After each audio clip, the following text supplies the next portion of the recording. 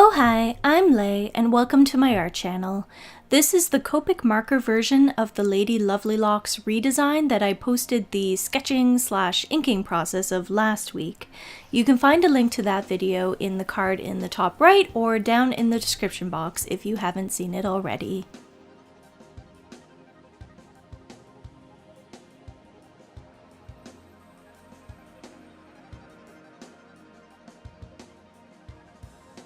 So, this was tricky to record because, of course, I forgot to charge my camera battery and it died midway through everything. Thankfully, my phone takes similar, if not better video, but the footage has an obvious difference 1/3 of the way through, and that's why. Regardless of what I use, either one has a limited amount of time to record, so if things seem choppy, that would be why. There's also about 3 hours of footage here that needs to be condensed into 10 or 15 minutes, so that's why it's so dang fast.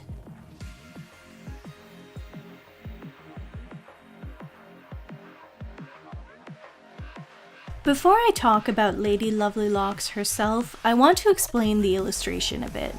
I drew it late last year and it was a full body character redesign that I didn't care much for even though I put a ton of work into it.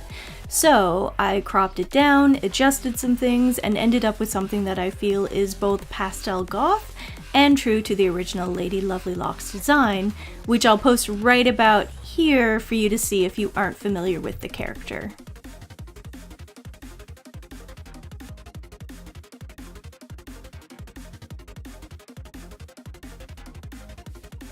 My issue after the drawing was done is that I didn't know what to do with it. Digital probably would have made as much sense as anything else, but I really wanted to use my collection of Copic markers, and I also wanted to use watercolor. I know a lot of artists who combine the two really well, but I don't think I'm at that point, so I went with the idea to do 2 different versions.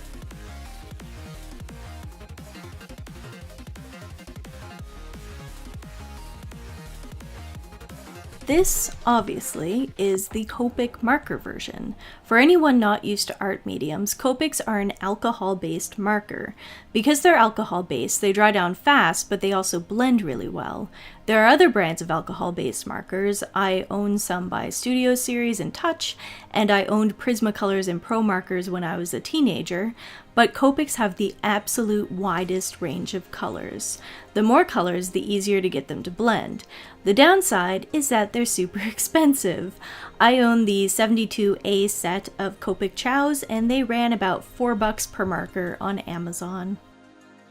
I've also picked up a few extra markers at a Canadian art store called Dessert, and they charge about $6 per individual marker. There are 358 total colors, so as you can imagine, building a collection of Copic markers is pretty pricey. And they do have a downside, which a lot of artists who use them seldom mention or don't realize, but they aren't very light fast. This means if the art is exposed to the light for too long, the colors will fade. The thing is, Copics are a lot of fun to use, and they're pretty quick to create a whole piece with. If I hadn't had to change cameras and then transfer files off my phone every 20 minutes when my storage filled up, I probably would have only needed 2 hours to finish this piece.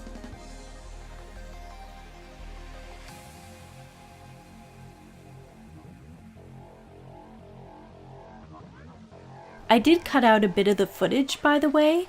In some cases, I leaned forward too far and my head was in the way of the art, or the footage seemed redundant.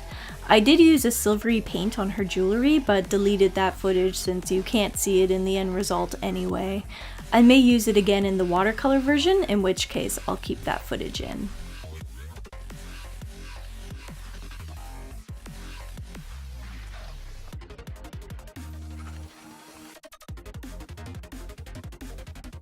Some of what I'm doing probably is confusing since so many of the colors are so similar to themselves.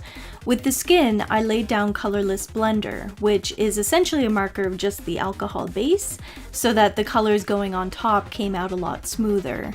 I regret not using this method with everything because her dress comes out pretty streaky. After the colorless blender, I laid down the paler color and then added shadows with the darker color, and then went over all that with the paler color again. It's tedious, but you can get a really nice blend that way. Again, not that you can tell since I did such a terrible job of blending.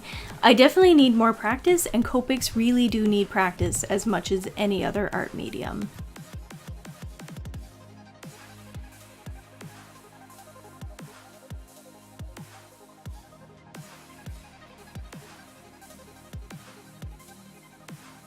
And I'm sure you noticed the point my camera died. My phone does record much brighter since it's about 5 or 6 years newer than my Rebel, but since it's my phone, it's full of apps and stuff that I can't bear to part with, so it doesn't have the space of my camera's SD card. I'm sure I could get a card for it, but I'd rather just work with my Canon camera until I can afford something better.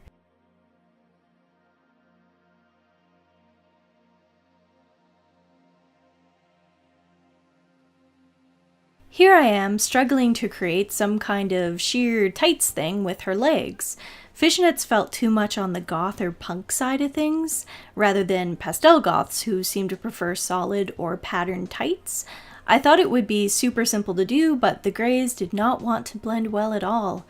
It doesn't help that I only own 3 grays in my Copic collection, and they have a pretty drastic jump in darkness between each one, so they just didn't want to work with me.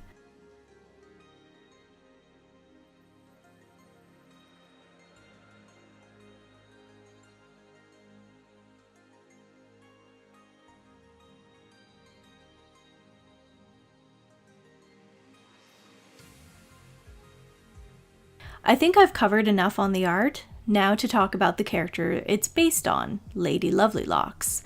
I'm sure there's a ton of people who remember her, but for those who don't, here's a quick history lesson. Essentially, she was a 1980s toy line that got her own TV show. She was created by American Greetings, who also created such 80s classics as The Care Bears and Strawberry Shortcake, and was licensed by Mattel to be made into fashion dolls. The TV show was created by Dick Entertainment, yes, that's how it's pronounced according to Wikipedia, in 1987, and ran for about 20 episodes.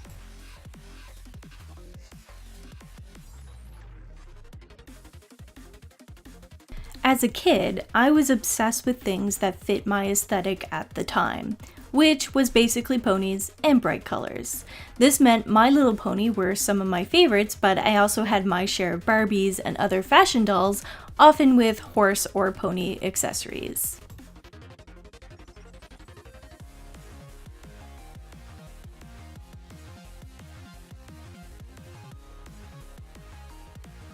I don't know which I saw first, the doll or the VHS of a few episodes that one of my aunts found at a flea market.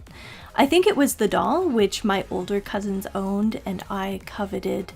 Lady LovelyLocks was so colorful, but not in an eye-burning neon rainbow bright kind of way.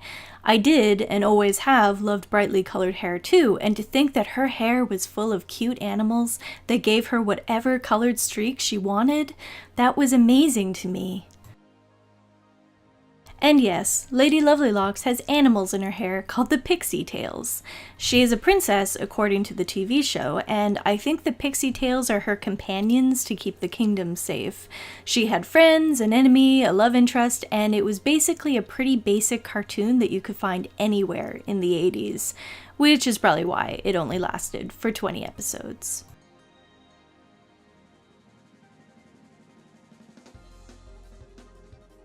I did have that VHS as a kid, but otherwise I never got my hands on any Lady LovelyLocks merch.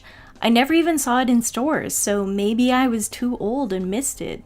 Somehow I doubt she'll be like the other American Greetings properties and get a remake since she's more or less faded into obscurity, but who knows? Popple's got a Netflix show a few years ago after all.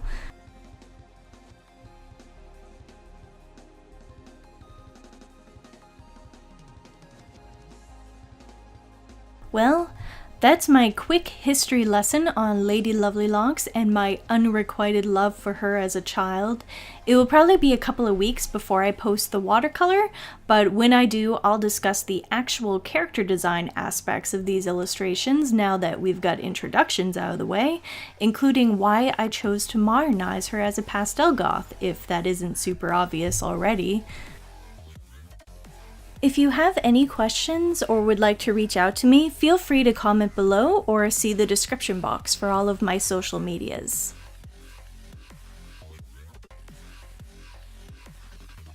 Also, please give this video a like if you enjoyed it by clicking the thumb icon below, and subscribe if you'd like to see more videos from me. After you subscribe, if you click the bell icon that appears, then you'll get notifications every time I post. Thank you so much for watching, and I'll see you next Friday for my next video. Bye!